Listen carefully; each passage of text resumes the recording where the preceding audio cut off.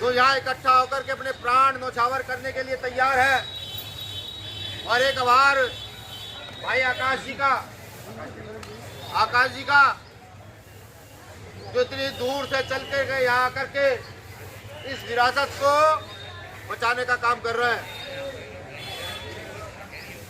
आज मैं यहाँ आया हूँ, कोई मॉब किसी को कोई जानकारी बिना दिए आया हूँ।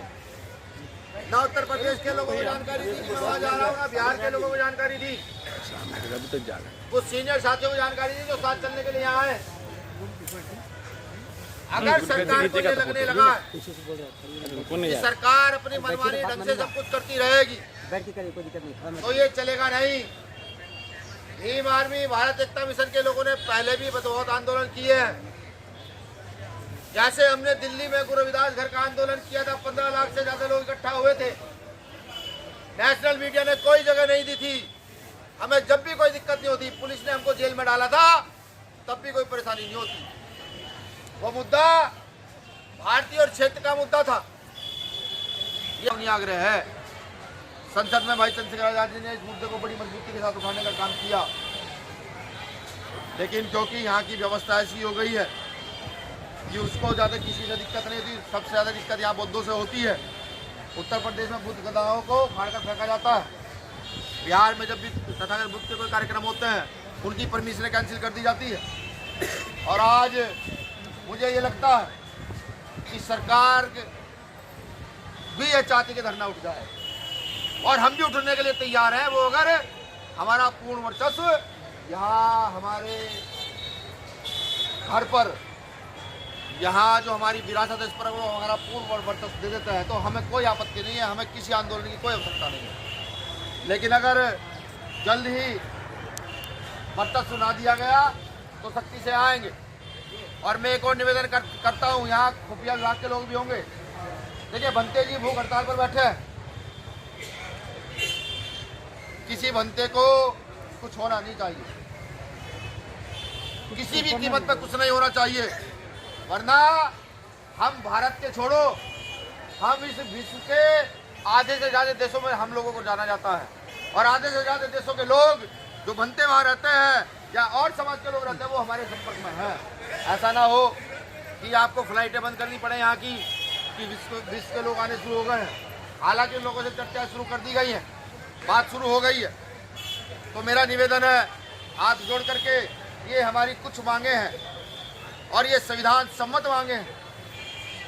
ये मानवता, इन मांगों को मान लिया जाए। और जो लोग इन पर अड़चन बने हुए बैठे हैं, मैं उनसे भी कहता हूँ, भारत की पद्धति हम की पद्धति है, भारत की पद्धति विपස්සना की पद्धति है। अगर भारत सरकार जो विदेशों में जाकर ये कहती है, हमारे प्रधानमंत्री, मुख्यमंत्री, राष्ट्रपति, कि मैं बुद्ध की नगरी से आया हूँ, आज बुद्ध की नगरी में माननीय नरेंद्र मोदी जी हैं, उन तक मेरा मैसेज भिजवाया जाए कि बुद्ध की नगरी त्राही त्राही कर रही है। आपको कह रही है, अगर आप बुद्ध की नगरी से बाहर जाते हैं तो बुद्ध के नगरी को बचाने का काम करें, इस बुद्ध टेम्पल को बुद्धों को देने का काम करें, तब तो आप जो है बुद्ध की नगरी के कहला सकते हो, वरना आप ढोंग करते हो, मिथ्या बातें करते हो। लोकतंत्र का देश है, राजतंत्र का देश नहीं है। अब ऐसा नहीं होगा कि एक सीट लाओ, 50 स्वर्ण मुद्राएं ले जाओ, ऐसा भी नहीं भीम आर्मी होने देगी। क्योंकि कहीं ना कहीं यहाँ बुद्ध का सब लोगों के अंदर कहीं ना कहीं सम्राट अशोक का खून भी कहीं ना कहीं वाले मारता ही है, ये भी कन्फर्म है। तो मेरा निवेदन है सरकार से, सरकार के अकाउ से, कि सब जगह अपना कब्जा रखे, हमें फर्क नहीं पड़ता, लेकिन यहाँ बुद्धों का कब्जा था, है और रहेगा। इसके लिए चाहे हमें बिहार की सारी जेलों में शांतिप्रिय तरीके से जेलों को भरना पड़े, उसमें भी हम पीछे नहीं। एक महत्वपूर्ण चर्चा और, जिन लोगों को बुद्धिज्म से परेशानी है, जो यहाँ भी अपना हस्तक्षेप रखना चाहते हैं, मैं उनसे भी वादे के साथ कहता हूँ, जब हमारा पूर्ण वर्चस्व यहाँ होगा तो आपके बच्चों को भी हम धम्म दीक्षा दे करके और विपස්සना की कला सिखा करके इस देश का सबसे मजबूत बुद्धिजीवी बच्चा बनाने का काम हम लोग करके दिखाएंगे।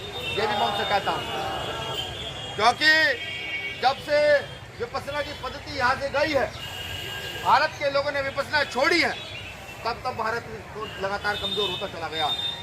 बिल्कुल होता चला गया। जब जब अगर विपसना की पद्धति यहाँ बढ़ेगी तो भारत और मजबूती से बढ़ेगा, आडंबर से पीछे हटेगा, वैज्ञानिक विधियां आगे बढ़ेंगी।